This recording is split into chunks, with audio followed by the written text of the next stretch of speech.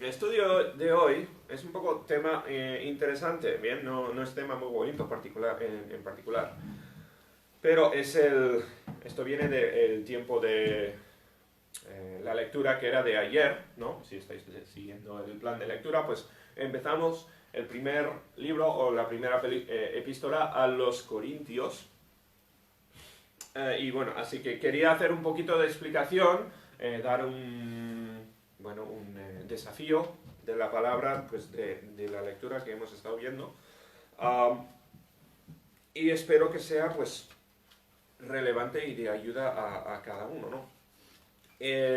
Para daros un poco de contexto, vamos a estar en el libro de Primera a los Corintios.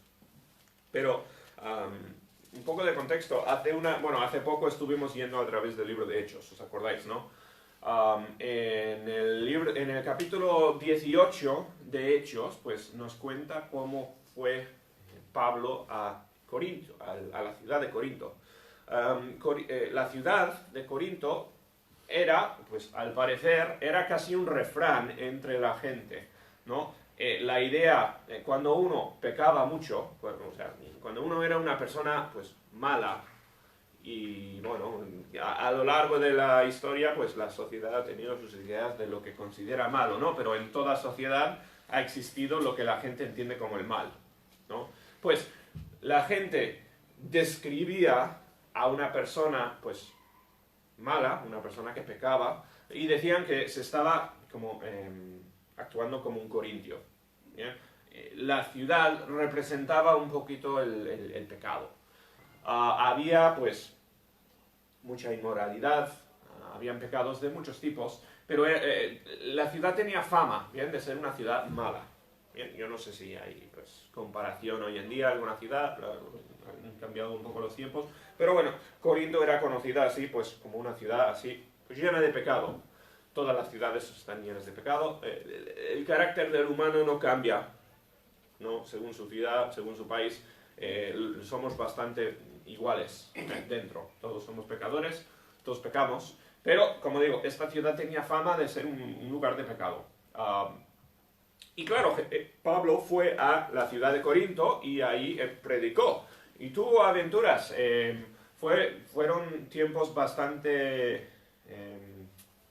fue un tiempo bastante conflictivo. Hubo gente que aceptó el Evangelio. Hubo gente que se salvó. Ahí Pablo conoció a Priscila y Aquila, que eran dos cristianos que entre ellos, pues, ellos le ayudaron mucho a plantar ahí la iglesia en Corinto. Conoció también, Priscila y Aquila conocieron a Apolos, que fue otro predicador muy famoso en el Nuevo Testamento. No hay ningún libro escrito por Apolos que sepamos de la Biblia, pero fue también un predicador bastante famoso en los tiempos de Pablo, en los tiempos del Nuevo Testamento. Tenemos unas historias curiosas, ya las vimos hace unas semanas. Pensé igual leer en Hechos la historia de Pablo en Corinto, pero al final dije no vamos a pasar el tiempo en ello, vamos a pasar nuestro tiempo en el libro de Primera de Corintios. Pero muy interesante lo que ocurrió. En el versículo 1, bien, bueno, hay 3 o quizás 4 cartas que escribió Pablo a la iglesia de Corintios. 2 de estas cartas pues son las epístolas que tenemos en la Biblia, y las otras 2 pues no las tenemos, no se guardaron en la historia, no fueron divinamente escogidos para ser parte de la Biblia. Pero Pablo habla de escribir varias veces a la iglesia en Corinto. ¿Y qué pasa? Pues la iglesia estaba, al estar en una ciudad, pues al parecer bastante pecaminosa, parece que había mucha influencia del mundo en la iglesia.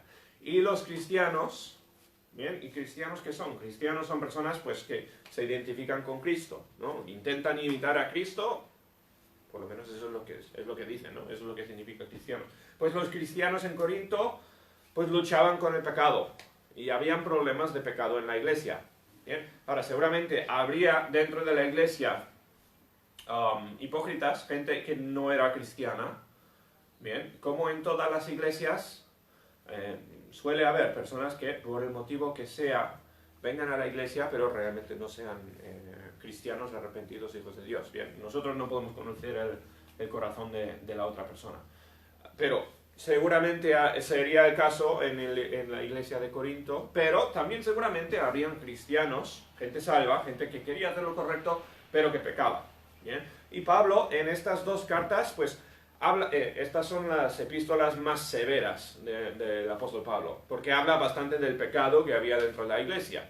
¿Bien? Ahora, es muy curioso como no ha cambiado absolutamente nada de los tiempos del Nuevo Testamento a los tiempos de hoy. Yo no sé cuántas veces he tenido conversación con gente que ha hablado de iglesias y ha dicho, la iglesia de tal. Podría decir la iglesia del puerto, pero como cualquier otra iglesia, ¿no? En esa iglesia, sí, pues hay pecadores. Hay gente en esa iglesia que pecan, ¿no?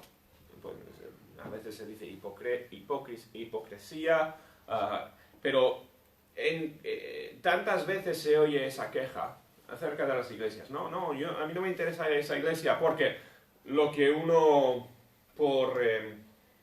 aunque no lo digan, pues lo que están diciendo es, yo soy bueno, yo soy una persona buena y no quiero estar en un sitio con tantas personas malas. Es un poco la idea que dice la gente, ¿no? Ahora, hay que establecer desde el principio que todos somos malos, ¿bien? Desde el pastor hasta el último que entre por la puerta, todos somos malos, todos somos pecadores, ¿bien? Si somos creyentes, si somos cristianos de verdad, estaremos en diferentes partes del proceso de santificación, del proceso de llegar a ser como Cristo y dejar de pecar, pero todos somos pecadores. Bien, hay que establecer eso. Por lo tanto, no debería sorprender a ninguno que haya dentro de la iglesia, pues, pecado. Bien, ese pecado no está bien, no es por poner excusa, no es por tolerar el pecado, ni mucho menos, no. El pecado está siempre mal. Y todo cristiano, que de verdad sea cristiano, pues está buscando con la ayuda de Dios dejar atrás el pecado, pero todo cristiano pues es todavía pecador, ¿no? Por lo tanto, no debería sorprender a nadie encontrar gente en la iglesia pecadora. Bien, muchos dicen, ¿no?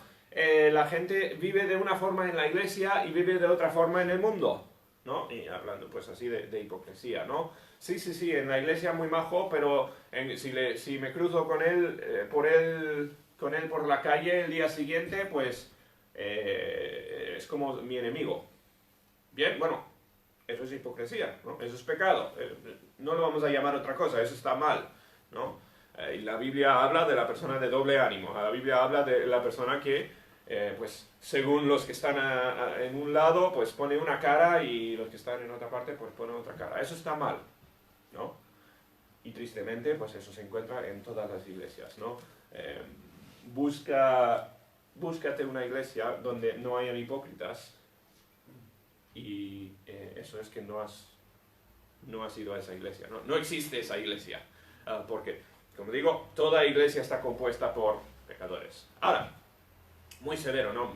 No estoy aquí intentando pues, recriminar a gente aquí en la iglesia ni nada así.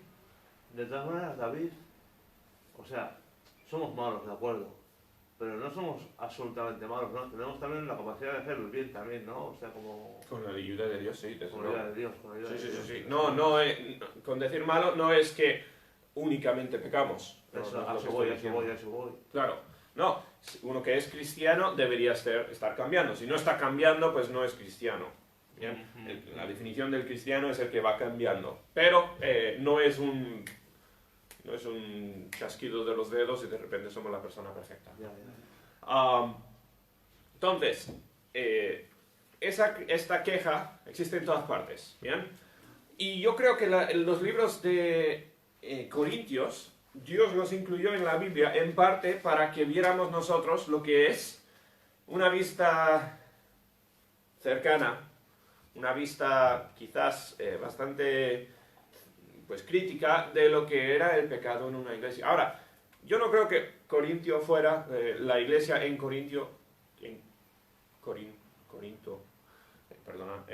no creo que fuera necesariamente la peor iglesia de todas las iglesias que había, ¿no? Porque, como digo, en todas las iglesias a lo largo de la historia ha habido pecado. Pero yo creo que Dios escogió estas cartas donde Pablo escribió de una forma bastante más severa, diciendo, oye, estáis pecando, hay que cambiar, eso no lo hace un cristiano, ¿no? Eso está mal. Cartas donde Pablo directamente va hacia el pecado para que veamos lo que significa el pecado dentro de la iglesia. Porque lo último que quiero con lo que hemos estado diciendo es decir, vale, bueno, si hay pecado en todas partes, pues entonces no hay que preocuparse por el pecado, ¿no? Eso es absolutamente lo último que quiero y que es la respuesta equivocada, ¿no? El pecado en la iglesia es terrible, no debería ser el caso. Bien, la iglesia, porque existe para representar al mundo lo que es Dios, para enseñar al mundo lo que es Dios. Bien, uno de los propósitos de la iglesia. Y cuando la iglesia demuestra al mundo hipocresía y pecado y demuestra gente que no actúa tan diferente a los del mundo, pues está fallando, está fracasando en su función de ser de luz al mundo, ¿no? Por lo tanto, está fatal el que haya pecado en la iglesia. Y deberíamos todos ser muy, muy prontos a buscar el pecado y eliminar el pecado, ¿bien? Lo que pasa, y esto pues ocurre siempre, ¿no? Somos tan buenos siempre en identificar los pecados de la persona que sienta al lado nuestro. ¿A que sí? Bien. Ahora pues, por COVID somos muy poquitos aquí dentro, nos conocemos bastante bien. Así que no, ahora igual el que tienes al lado pues es mejor amigo. Pero imagínate, ¿no? La iglesia llena de personas. Es muy fácil mirar a tu lado y decir, esta persona... Si la gente supiera lo que yo sé de esta persona, ¿no? Si todos supieran lo malo que es esta persona. Es muy fácil identificar pecados en un pecador. Normal. Lo mismo ocurre contigo, ¿no? Aunque tú no veas tus propios pecados, el que está a tu lado puede ver tus pecados y puede criticarte a ti. No hay ninguno aquí que esté fuera del alcance de la crítica, ¿no? Pero tantas veces nos enfocamos en los pecados de nuestro alrededor. Ahora, eso no sirve de mucho. Está bien ver el pecado y reconocerlo como pecado, ¿no? Pero tanto más importante es aprender a reconocer el pecado en nuestras propias vidas que reconocer el pecado de los de a nuestro alrededor. Porque si te pones a buscar pecados, pues te vas a pasar el resto de la vida encontrando pecados. ¿Bien? Dentro de la iglesia y fuera. Tanta gente, ¿no?, que se queja de sus compañeros de trabajo, se queja de sus vecinos, se queja de quien sea, porque, a ver, al final hay pecado en absolutamente todos. Si nos queremos dedicar a eso, pues podemos pasarnos la vida buscando pecado. Y tristemente, pues cuanto más la gente ve pecado en otros, mejor cree que es, mejor se ve a sí mismo y piensa que es, y ya no es pecador esa persona, ¿no? Eso es lo que suele ocurrir.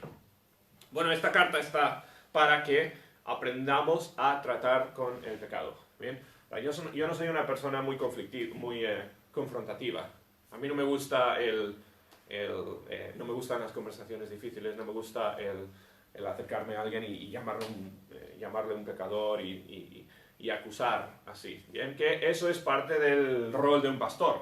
Un pastor tiene que poder ser en los momentos apropiados, pues, misericordioso y amable, y en los momentos apropiados, pues severo y ayudar a las personas con el pecado, ¿no? A mí no me gusta, a mí me cuesta eso, esa parte confrontativa. Pero Pablo nos enseña lo que es, entonces, el identificar el pecado y tratar con ese pecado, ¿bien? Ahora, el libro de 1 Corintios y 2 de Corintios, bien, está llena de ejemplos de pecados. Bien, hay fornicación, hay un montón de diferentes pecados, pecados de matrimonios, pecados de diferentes tipos que Pablo pues menciona y acusa. Bien, que no son necesariamente los mismos pecados de nuestra iglesia o de otra iglesia, ¿no? Pablo estaba identificando y tratando con lo que concernía a la iglesia de Corinto. Pero todas las iglesias están llenas de sus propios pecadores, ¿no? Sus propios problemas, sus propias personas que necesitan cambiar. Esto no es decir que si yo no demuestro los pecados que vamos a ver hoy en este pasaje, pues yo me libro hoy. La idea no es esa, bien, porque como digo, todos nosotros tenemos nuestros propios pecados que ir identificando y con la ayuda de Dios cambiando. Pero bueno, así con toda esa introducción pues vamos a empezar. Dice Pablo, primera a los Corintios, capítulo 1, versículo 1. Pablo, llamado a ser apóstol de Jesucristo por la voluntad de Dios. Apóstol es uno enviado, ¿no? Enviado por Dios. Dios le había escogido a Pablo, le había dado un trabajo. Y era ser apóstol, ser mensajero de Dios. Ojo, aunque no nos llamemos todos apóstoles, todos tenemos una misión, como digo yo. Una misión pues muy parecida a la de Pablo, ¿bien? Todos nosotros formamos parte de la gran comisión y somos enviados por Dios con una tarea. Bueno, Pablo, llamado por la voluntad de Dios, y el hermano Sóstenes. Ahora, aquí hay un dato muy curioso, si os acordáis, en el libro de Hechos, en el capítulo 18, este hombre Sóstenes, evidentemente vivía en Corinto, era el líder de la sinagoga, no cristiano seguramente, ¿bien? Y hubo un alboroto en Corinto porque predicó Pablo, y los judíos, los romanos creo, no, los soldados romanos creo, cogieron a Sóstenes, que era el líder de la sinagoga donde se había hecho el alboroto, y le azotaron, le castigaron. ¿Bien? Ahora, al parecer, pues sin tener culpa él, es la impresión que nos da la Biblia. Ahora, sí que este Sóstenes, una persona seguramente más o menos inocente en este caso, simplemente él era a cargo de la sinagoga cuando apareció Pablo y se montó el alboroto, se cargó con la culpa, bueno, él sufrió las consecuencias de lo que pasó, y lo próximo, la única otra cosa que vemos de él es que en el futuro, cuando Pablo habla esta carta, pues este hombre al parecer es como la mano derecha de Pablo.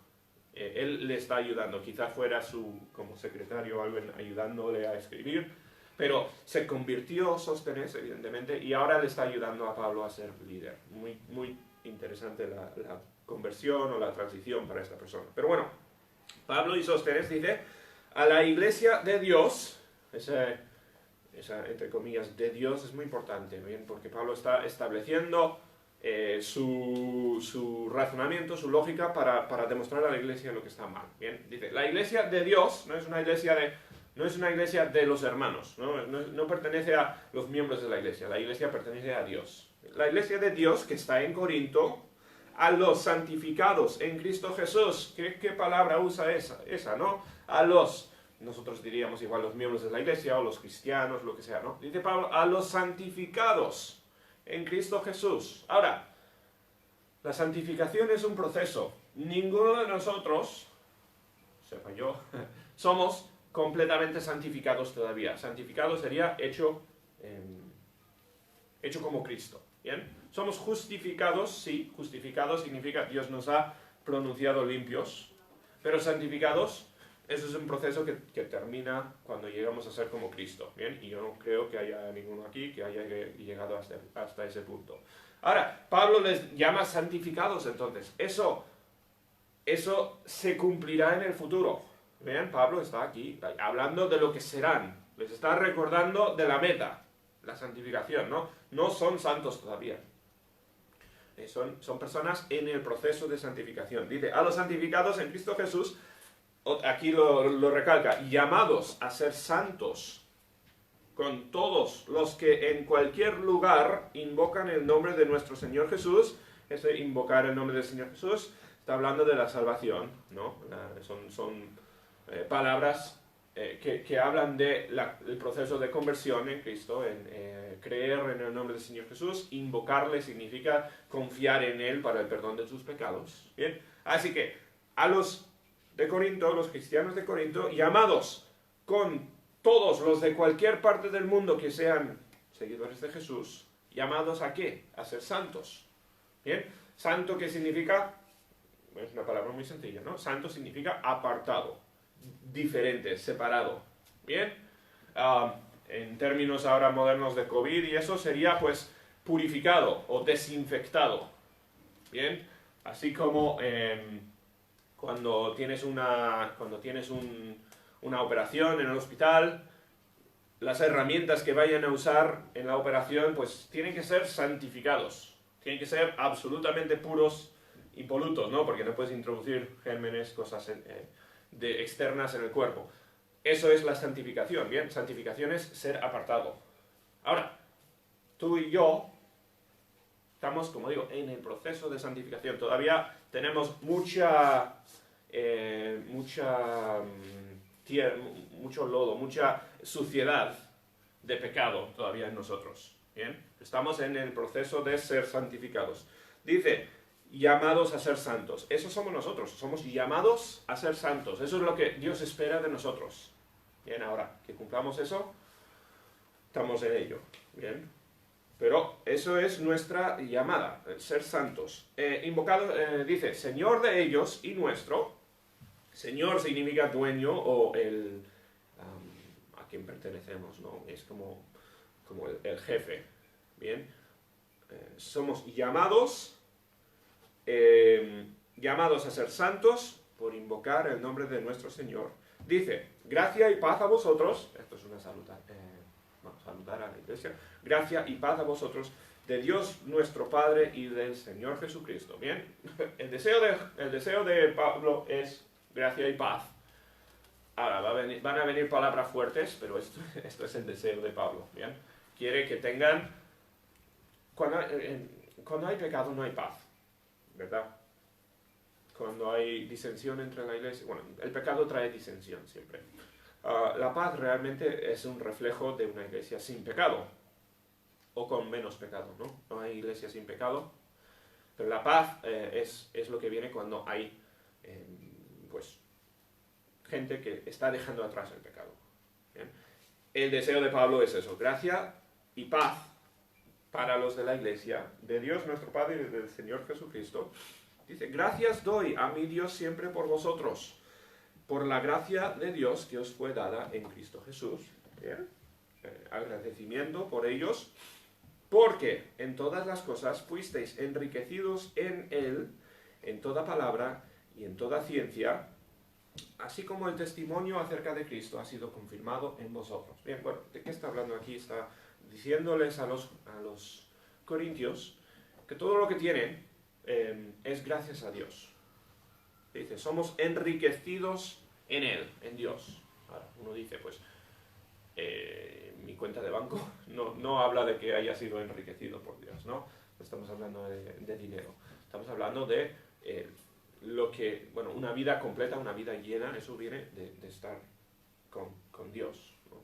El cristiano es enriquecido espiritualmente, que eso se manifiesta físicamente, se manifiesta pues con gozo, con todos los frutos del Espíritu, ¿no? El que ha sido enriquecido por Dios, pues demuestra ser rico, ¿bien? En los frutos del Espíritu. Pero bueno, dice que vosotros fuisteis enriquecidos en Dios, en toda palabra y en toda ciencia, eso es conocimiento. Palabra es, hablando de lo que Dios ha dicho, la Biblia, el conocimiento, así como el testimonio acerca de Cristo. El testimonio de Cristo pues es lo que Jesús hizo, y dice, ha sido confirmado en vosotros. O sea, Pablo está diciendo que habéis demostrado algo del testimonio de Cristo. Les está como aplaudiendo o dando las buenas noticias. Les está diciendo, os habéis acercado un poco a Cristo. ¿Bien? Habéis hecho un poco bien. ¿Bien? Estáis acercándoos a Cristo, y el testimonio de Cristo ha sido confirmado, se ha visto que sois cristianos. Dice el 17, ¿cómo se ha confirmado el que son cristianos? Pues de tal manera que nada os falta en ningún don, esperando la manifestación de nuestro Señor Jesucristo. Los dones, bueno, es un concepto muy sencillo, ¿no? Los dones son los talentos que Dios da a cada creyente. Bien, y los dones espirituales son los talentos o las características de cada hermano que Dios te dio para la iglesia, para el bien de los hermanos. Bien, ahora en la Biblia pues habla de muchos dones diferentes. Uno tiene el don de amor, otro tiene el don de paz, el don de aconsejar. Cada cristiano tiene dones distintos. No hay... De ayudar, sí, muchos. Cada cristiano tiene dones distintos. No hay ningún cristiano que se haya quedado sin dones. ¿Bien? Nadie puede decir, no, yo no tengo nada que aportar. No. Dios ha dado a todos. O sea, si eres un cristiano, Dios te ha dado dones para aportar. Y Pablo dice, esto es una demostración de que aquí hay cristianos, porque hay dones, ¿no? Hay, los dones espirituales. Dice, no os falta ningún don. O sea, la iglesia tiene todo lo que necesita para funcionar, para crecer y para servir como iglesia. Tiene todos los componentes, todos los miembros necesarios, con los dones necesarios para funcionar. Dice, no os falta nada, esperando la manifestación de nuestro Señor Jesucristo. Esto es el regreso del Señor. Bien, la iglesia está aquí, esperando que vuelva el Señor Jesús. Dice, el cual, Jesucristo, ¿no? El cual también os confirmará hasta el fin, para que seáis irreprensibles en el día de nuestro Señor Jesucristo. Vale, se habló al principio, pues Dios había confirmado que eran cristianos, ¿no? Y dice, el que seguirá confirmándonos para que en el día del Señor Jesús, ¿ves? Esto es en el día futuro, no es necesariamente el día y la fecha exacta de la venida del Señor Jesús. No está hablando realmente de eso. El día del Señor está hablando del momento futuro de Dios, cuando se complete el plan de Dios para la tierra y para tu vida. Y lo que está diciendo es simplemente está describiendo la santificación, ¿no? Él os confirmará para que en el día del Señor, en el día futuro, cuando Él sepa, seáis irreprensibles. Eso significa que haya terminado la santificación en vuestras vidas, ¿no? Cuando llegue ese día, bien, todos nosotros un día vamos a morir si no viene el Señor Jesús antes, ¿no? Podría venir el arrebatamiento, podríamos morir antes de ese día. Pero cuando llegue el día del Señor, esto es el final del plan de Dios para ti y para el mundo y eso, seas irreprensible. Bueno, irreprensible significa no hay nada que se pueda criticar en ti, ¿verdad? Todos nosotros ahora se podría hacer un montón de críticas acerca de cada uno de nosotros, ¿no? Porque somos pecadores. Pero cuando llegue el día del Señor, si eres un cristiano, serás irreprensible, ya no te quedará ningún pecado. Es lo que dice la Biblia, ¿eh? Eso es el proceso de santificación. Dice, fiel es Dios, por el cual fuisteis llamados a la comunión con su Hijo Jesucristo, nuestro Señor. Y aquí describe pues la última idea de lo que es ser un cristiano, y es estar en comunión con Jesús. Bien.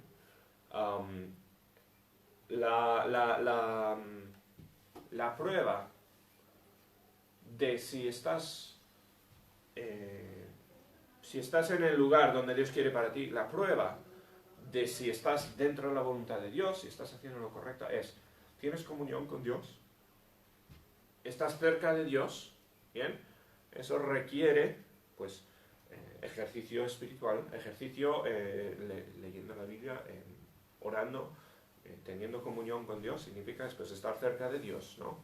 Saber que no hay, pues, pecado entre tú y Dios, tú tienes una relación correcta con Él. No significa no tener pecado en la vida, porque, como digo, todos somos pecadores todavía, ¿no? Pero estar en comunión con Dios significa que puedes estar tranquilo, que estás bien con Dios, estás creciendo, estás aprendiendo diariamente, estás acercándote a Dios. La meta para cada uno de nosotros es estar en comunión con Dios. Bien, bueno, es lo que está diciendo Pablo. Bien, eso es, todo esto es introducción, describiéndoles a los corintios, pues vosotros sois cristianos, ¿no? Esto es lo que significa ser un cristiano. Bien, ahora, en el versículo 10 empieza con el primero de los pecados de la iglesia. Bien, y simplemente vamos a ver el primero, no vamos a leer todo el libro de 1 Corintios, ¿no? Porque en cada capítulo sigue hablando de diferentes pecados y trata con una cosa después de la otra. Bien, no creo que haya orden concretamente importante, simplemente Pablo pues está lidiando con problemas, pecados específicos en la iglesia. Bien, bueno, el primer pecado era, y nos lo va a describir Pablo, era disensión o división dentro del grupo, ¿vale? Ahora, yo creo que en toda iglesia hay divisiones de diferentes tipos. El libro de Santiago habla de hermanos donde pues uno entraba y es rico y el otro entra y es pobre y se trataban diferentes a los ricos y a los pobres y cosas así, ¿no? Eso es un tipo de división económico, socioeconómico. Hay divisiones pues por como razas o sea, diferencias culturales que a veces son causas de división, que no deberían serlo, ya hemos hablado de eso muchas veces, ¿no? Deberíamos ser unidos, no importa dónde estamos económicamente, no importa la raza, no importa ninguna de esas cosas, ¿no? Pero todas esas cosas en diferentes iglesias pueden ser diferentes motivos de división, ¿no? De disensión. Bueno, en este caso, la iglesia en Corinto, al parecer, tenía, pues, casi como si fueran héroes espirituales, ¿bien? Y tenía a miembros de la iglesia que decían, yo soy un imitador de, y nos lo va a contar ahora en un poquito, ¿no? Pero, si os acordáis, mencioné al principio, Pablo había tratado aquí con Aquila y Priscila, había salido también aquí Apolos. Bueno, en esta iglesia habían personas que se consideraban seguidores de Pablo. Quizás Pablo les había traído al Señor, no lo sé, ¿no? Igual habían llegado a Cristo por predicación de Pablo. Habían otros que decían, no, yo soy seguidor de Apolos, él es mi héroe. Apolos era otra persona que predicaba y hizo muchísimo bien para Dios. ¿Bien? O soy héroe, y tenían la causa de división en esta iglesia era los héroes espirituales que tenían. Ahora, yo creo que esto ha vuelto a ser mucho más relevante a las iglesias desde los tiempos del Internet. Ahora, en esta iglesia, bueno, muchos de vosotros ni siquiera tenéis Internet, ¿no? Esto no es necesariamente relevante para todos. Pero muchas veces la gente hace como héroes, se hace seguidor de tal persona en Internet. Y puede ser una persona muy, muy buena, ¿bien? Puede ser, bueno, doy por ejemplo, pues el pastor en California, MacArthur. Gente que hayan escrito muchos libros, gente que aparezca en la televisión o en Facebook, tiene un montón de seguidores en Facebook, ¿no?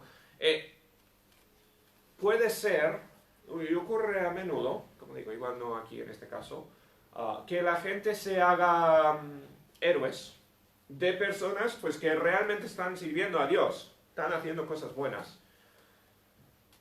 Pero eso se convierte en una causa de división.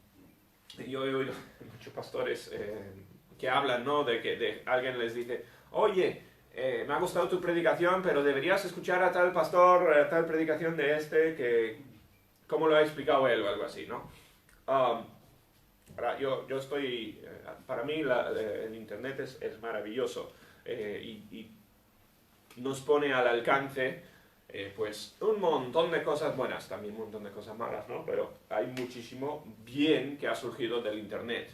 Y pues hay predicaciones buenas de la Biblia, hay música buena en el Internet. Hay un montón de cosas buenas que han salido de Internet. Y bueno, ahora en COVID, pues gracias a Dios podemos hacer live streaming, YouTube, todas estas cosas, pues son cosas buenas, ¿bien? Pero pueden surgir divisiones porque gente se haga héroes de diferentes personas que ni siquiera sean partes de la iglesia. Y es lo que ocurrió aquí en Corinto, ¿bien? Pablo dice, os ruego pues, hermanos, por el nombre de nuestro Señor Jesucristo, Jesús es el que les, y todo lo de los últimos versículos, pues hablando de lo que Jesús había hecho en ellos, ¿no? Dice, que habléis todos una misma cosa. Bien, esto no es que todos hablen en unísono, ¿no? Es que aquí había división, había gente partidarias de una persona, partidarias de otro. Dice, y que no haya entre vosotros divisiones, sino que estéis perfectamente unidos en una misma mente y en un mismo parecer. La iglesia debería ser más unida que ninguna familia, más unida que que ninguna cuadrilla, o ningún grupo de personas. La iglesia debería, aunque sea muy, muy diversa, ¿bien? La iglesia no debería ser compuesta de un montón de personas parecidas, debería ser compuesta de personas muy distintas y debería ser el lugar más unánime, unísono que hay.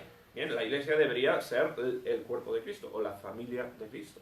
Y entre los hermanos de la iglesia debería haber pues más cercanía, más unanimidad que incluso en una familia. Bien, ahora yo sé que hay familias muy, muy unidas, hay familias pues que se han roto, ¿no? que hay diferencias muy grandes, pero obviamente pues estamos hablando de una familia que se ama mucho, una familia súper unida, que se quiere. Pues la iglesia debería ser incluso más unánime que eso. Debería haber más amor, más cercanía, porque tenemos más en común que incluso los miembros de nuestra misma familia. ¿Bien? Pablo dice, y por eso de eso está hablando cuando dice perfectamente unidos en una misma mente. ¿Bien? No está hablando de una secta aquí, no está hablando de que todos pierdan su identidad y se conviertan en clones. No está hablando de eso. ¿Bien? Está hablando de cercanía, como si fuera una familia. De un mismo parecer, porque he sido informado acerca de vosotros, hermanos míos, por los de Cloé. Pablo, pues, como digo, está hablando de circunstancias específicas en Corinto, ¿no? Que hay entre vosotros contiendas. Bien, en una iglesia que debería estar unida, que hay contiendas. Bien, ahora no sabemos todos los detalles, no sabemos qué forma tomaron, ¿no? Pero estaba dividida la iglesia. Habían facciones dentro de la iglesia. Quiero decir que cada uno de vosotros dice, yo soy de Pablo, yo soy de Apolos, y yo de Cefas. Cefas es Pedro, el apóstol Pedro. Y yo de Cristo, el espiritual, ¿no? O sea, cada uno teniendo a su propio, en este caso, pues sus propios héroes. Y como digo, eso no es la única raíz de división que hay en las iglesias, ¿no? Esto es el caso en esta iglesia, pero pueden haber muchas cosas distintas que dividan a las iglesias. De hecho, muy tristemente, pues las iglesias a veces se parten en dos, ¿no? Y a veces se parten por una cuestión de, pues, a unos les gusta una Biblia, a otros les gusta otra Biblia. O a algunos les gusta una música, a otros les gusta otra música. A algunos les gusta una forma de vestir, a otros les gusta otra. Han habido roturas, divisiones de iglesias, o sea, pero drásticas y dramáticas y terribles por culpas de cosas absurdas en el pasado, ¿bien? Hay un montonazo de diferentes motivos por dividirse. Muchas veces, pues, empieza con un problema entre dos hermanos. Dos hermanos tienen algo en contra el uno del otro y no lo resuelven, como dice la Biblia, de resolver las cosas, ¿no?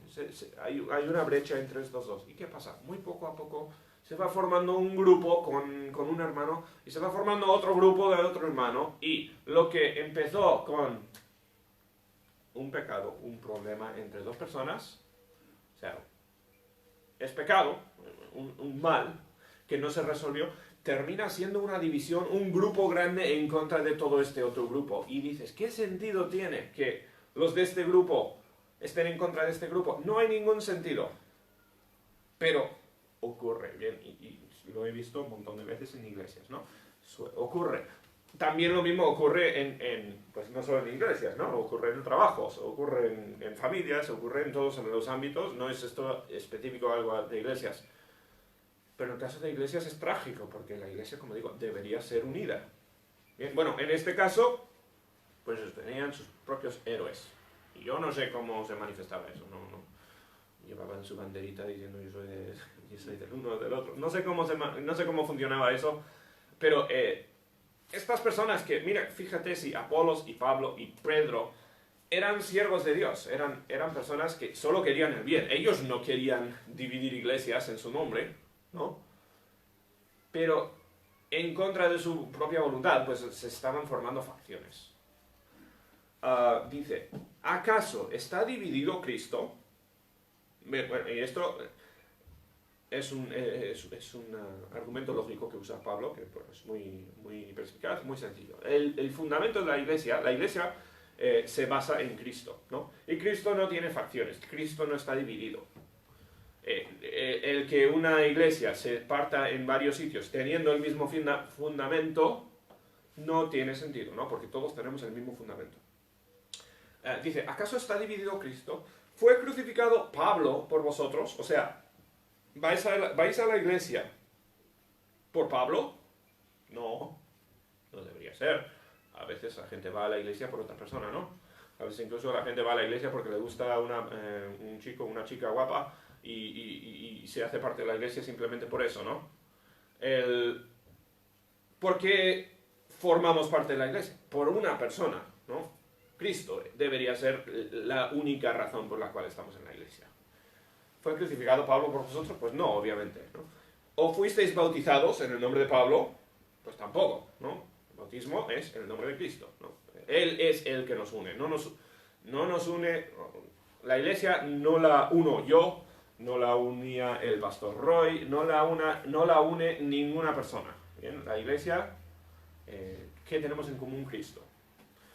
Dice, doy gracias a Dios de que a ninguno de vosotros he bautizado, sino a Crispo y a Gayo. Esto es un poco práctico, cosa personal de esta iglesia, ¿no? Pablo simplemente está diciendo, lo que está diciendo es que yo no quiero que gente me siga a mí. Yo no quiero que la gente venga a la iglesia por mí, que se consideren fans míos.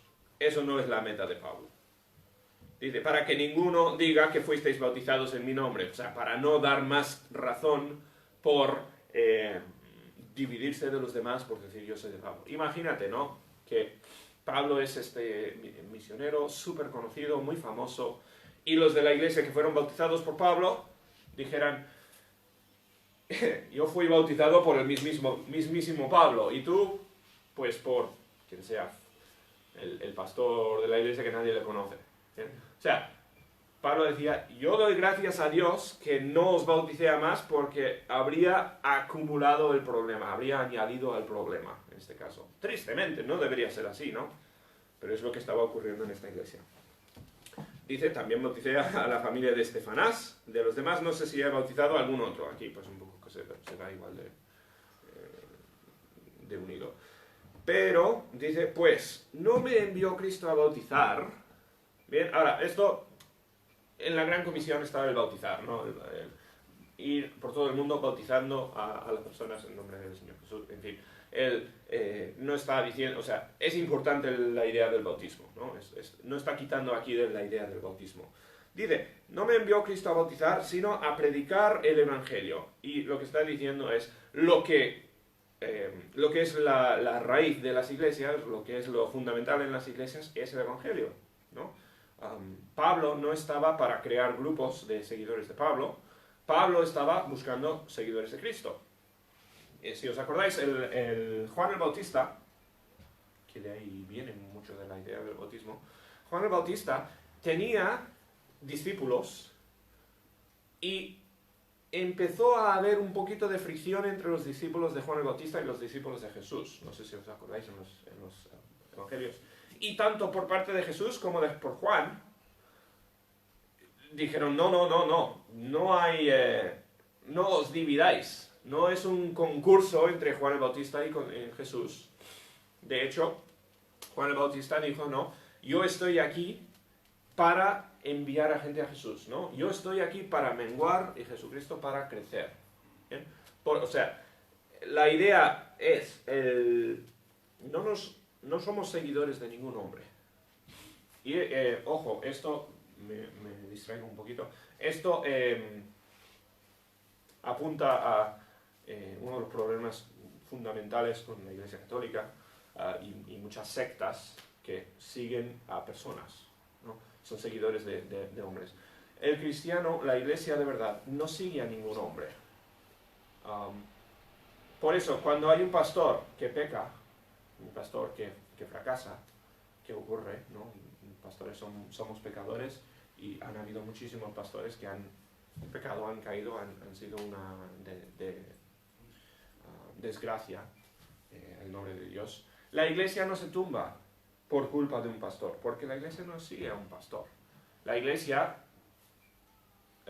si es iglesia bíblica, sigue a Dios, ¿no? Y el pastor, pues, al final es un miembro más de la iglesia que está siguiendo a Dios. El pastor tiene su responsabilidad dentro de la iglesia. La Biblia habla del rol del pastor y todo esto. Pero no somos seguidores de ninguna persona. Ni de un pastor, ni de alguien en la tele, ni de una persona famosa que escribe libros, ni nada. No, somos seguidores del Señor Jesús. Bien.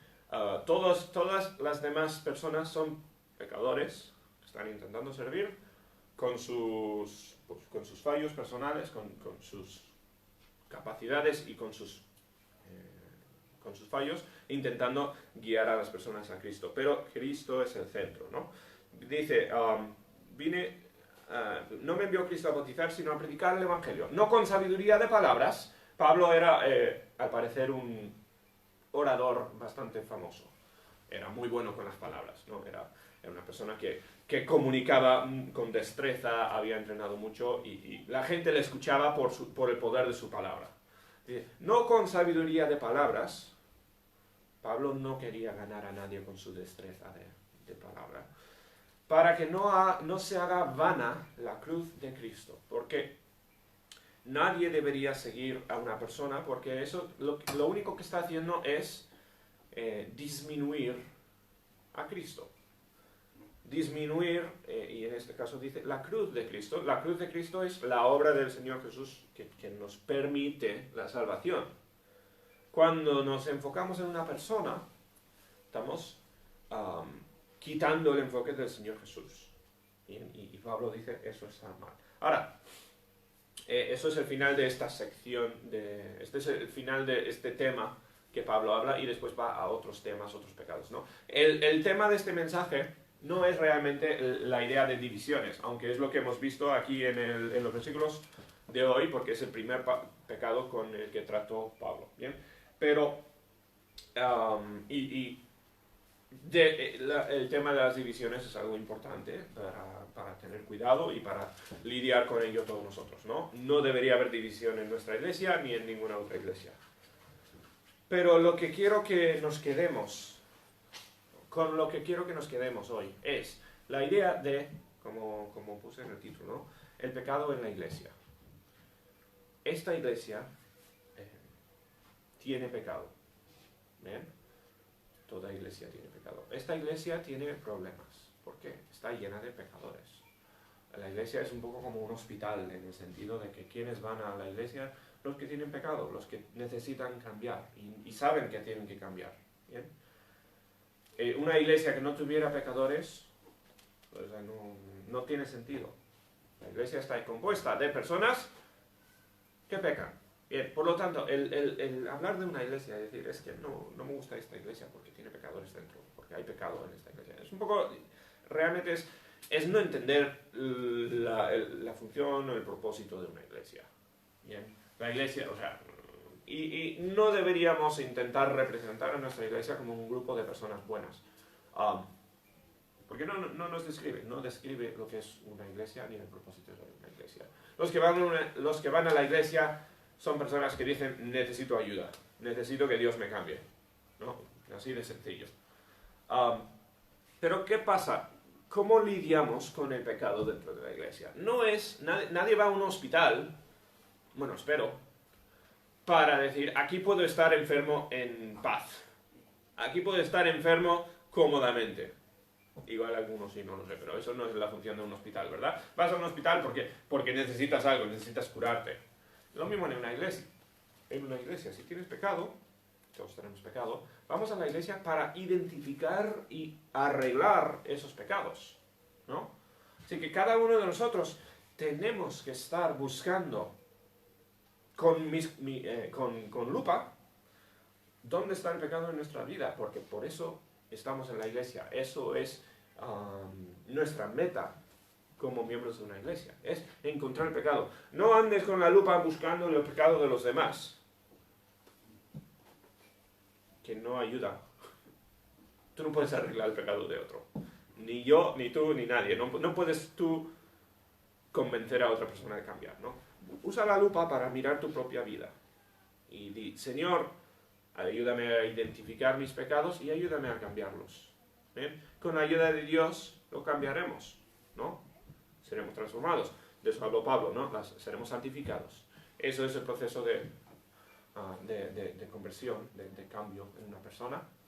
Es lo que debería estar ocurriendo en todas nuestras vidas. Bien, pero usa esa lupa, busca tu pecado y di, Dios, ayúdame a cambiar este pecado. Bien, que yo sea de más ayuda a mi iglesia, que no sea yo un mal testimonio para la iglesia, que no sea yo opción para que la gente diga esta iglesia está llena de pecado, no, sino que sea yo una persona que alguien de fuera diga, mira cómo ha cambiado tal persona.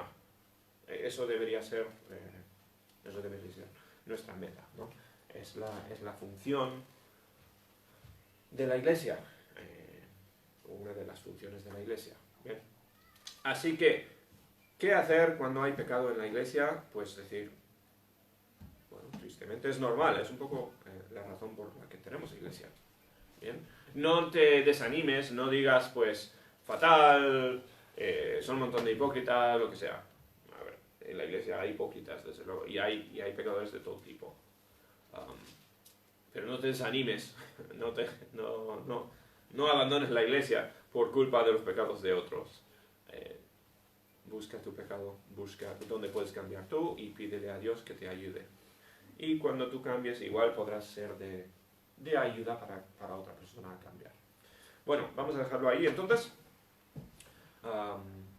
vamos a orar y terminamos el culto. Nuestro Padre, damos tantas gracias por tu amor, gracias por este pasaje, gracias por las epístolas de Pablo a esta iglesia en Corinto.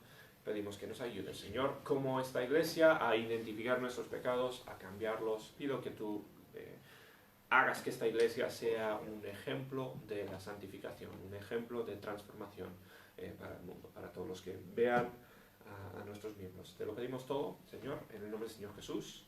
Amén. Muy bien. Bueno, pues lo dejamos ahí. Que Dios os bendiga a todos. Tengáis muy buena semana.